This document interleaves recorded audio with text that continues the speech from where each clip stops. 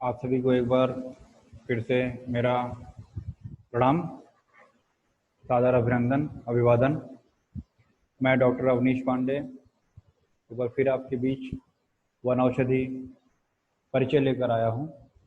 और आज हम लोग चर्चा करेंगे एक बहुत ही महत्वपूर्ण वन औषधि गिलोय के बारे में, जिसे कुछ लोग गुरुज के नाम से जानते हैं, कुछ लोग अमृता के नाम से जानते हैं।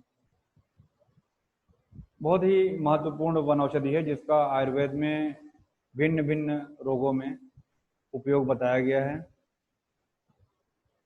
ट्रेडिशनल मेडिसिन के रूप में भी इसका प्रयोग किया जाता है।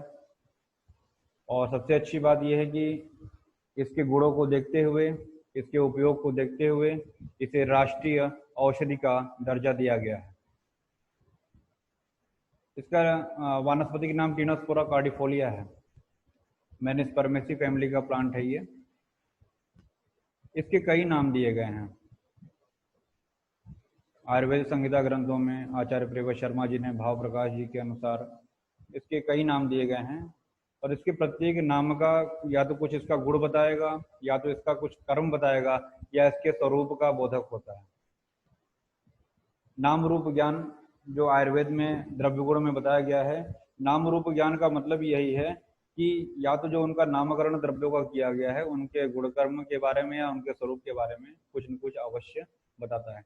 जिसका नाम पड़ा गुरुच। गुरुच क्यों कहते हैं? जो रोगों से हमारी रक्षा करता है। गुरुच इसलिए कहते हैं गुड़ति रक्षति रोगेभ्यः इति। तो जो रोगों से हमारी रक्षा करता है उसको हम गुरुच कह रहे हैं। फिर इसके बाद बात आती है कि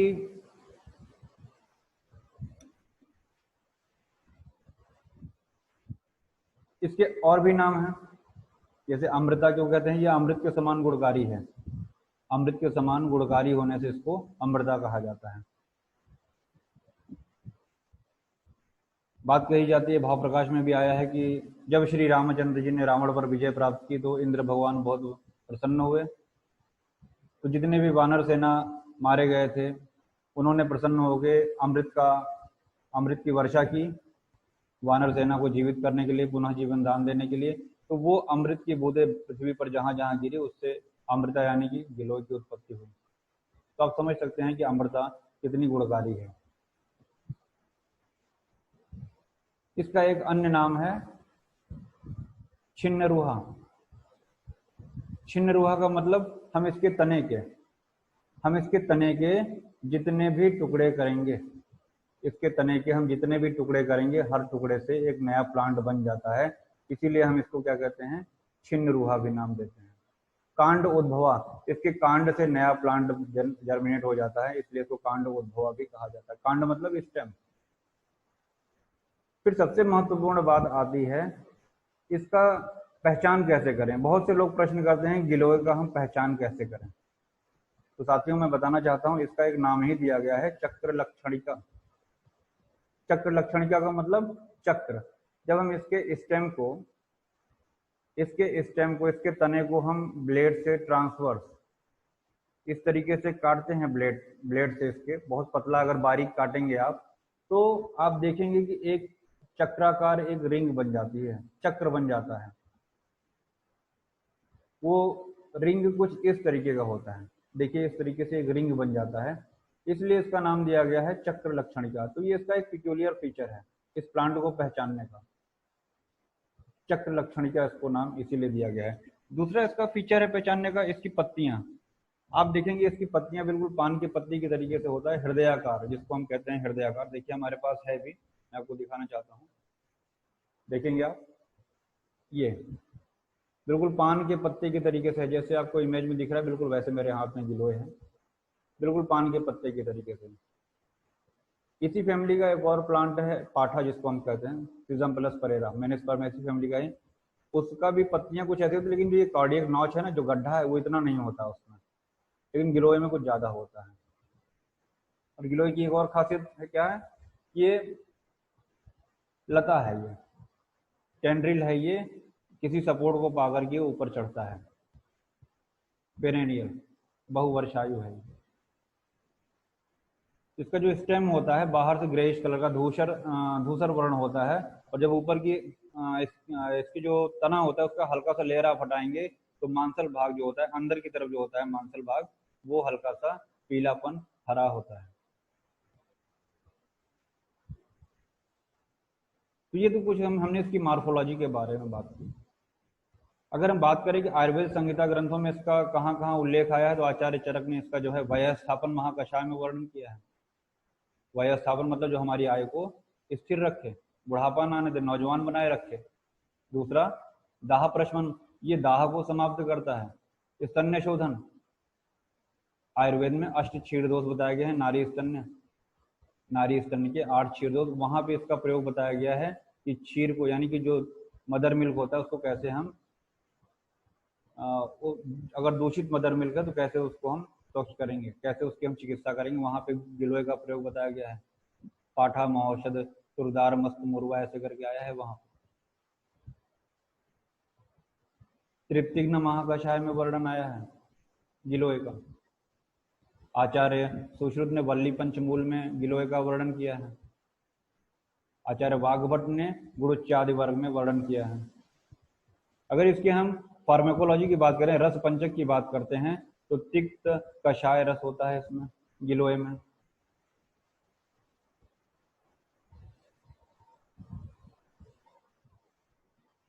विपाक की बात करें तो विपाक इसमें मधुर है। जितने भी रसायन द्रव्य होते हैं सभी में आप देखेंगे कि कहीं न कहीं मधुर विपाक होता है। इसका वीर्य उष्ण होता है और उष्ण वीर्य होने की वजह से ये कफ और वात का शमन करता है। दोष कर्म अगर देखा जाए तो वात पित्त और कफ तीनों का शमन करता है। ये त्रिदोष शामक औषधि है। ये धन्वंतरी निघंटु में आया है कि अगर वातज विकार हैं तो गिलोय का प्रयोग घृत के साथ करिए, घी के साथ करिए। पित्तज विकार अगर है तो गिलोय का प्रयोग सीता यानी मिश्री के साथ किया जा सकता है। कफज विकार में मधु यानी शहद के साथ में इसका प्रयोग बताया गया है। आम वात यानी रूमेटाइड आर्थराइटिस में भी इसका प्रयोग करते हैं, तुंठी के साथ, सोंठ के साथ में। तो कुछ इसके अनुपान बताए गए किसके साथ हमको गिलोय का प्रयोग करना है। आचार्य चरक ने इसको अग्रय प्रकरण में बहुत अच्छा इसका उल्लेख किया है। सांग्राहिक दीपनीय वाद शोणित विबंध प्रश्मना नाम। दीपन कर्म करता है, अग्नि को प्रज्वलित करता है गिलोय। रोगा सर्वे अभी जायन्ते मंदे अग्न।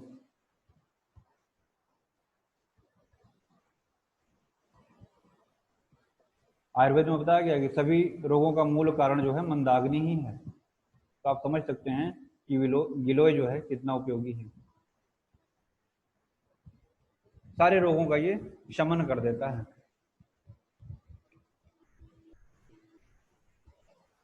ये बेस्ट इम्यूनोमॉड्यूलेटर है।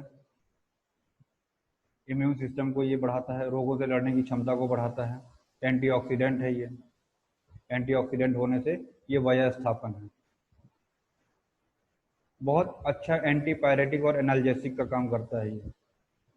एंटीपायरेटिक ज्वर को, फीवर को कम करने वाला।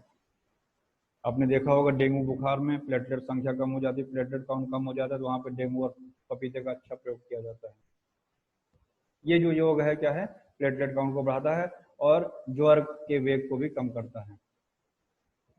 बाजार में संशमनी वटी, गिलोय घनवटी के नाम से आपको उपलब्ध मिल जाएंगे। गिलोय का स्वरस पान भी कर सकते हैं। आचार्य चरक ने कहा है चार मेध्य रसायन में जो इसका वर्णन किया है, चार मेध्य रसायन में गिलोय का, तो वहां पे बताया है गुरुचि का जो स्वरस है उसका प्रयोग करने से मेधा यानी बुद्धि वर्धन होता है। तो बच्चों में भी इसका प्रयोग किया जा सकता है, मानसिक तनाव से मुक्ति मिल सकती है। बच्चों के ऊपर पढ़ाई का बोझ बहुत ज्यादा होता है तो गिलोय का प्रयोग किया जा सकता है वहाँ। साथ ही साथ इसमें एंटी कैंसरस प्रॉपर्टी है। रसायन द्रव्य तो है ही है। डायबिटिक में इसका बहुत अच्छा रोल है। गिलोय को प्रमेह के रोगी प्रातः काल और सायंकाल 2 चम्मच इसका स्वरस पान कर सकते हैं।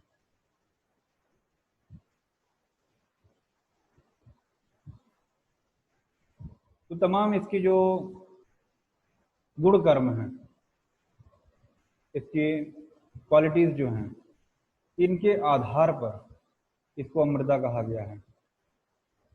अमृत के समान गुणकारी है।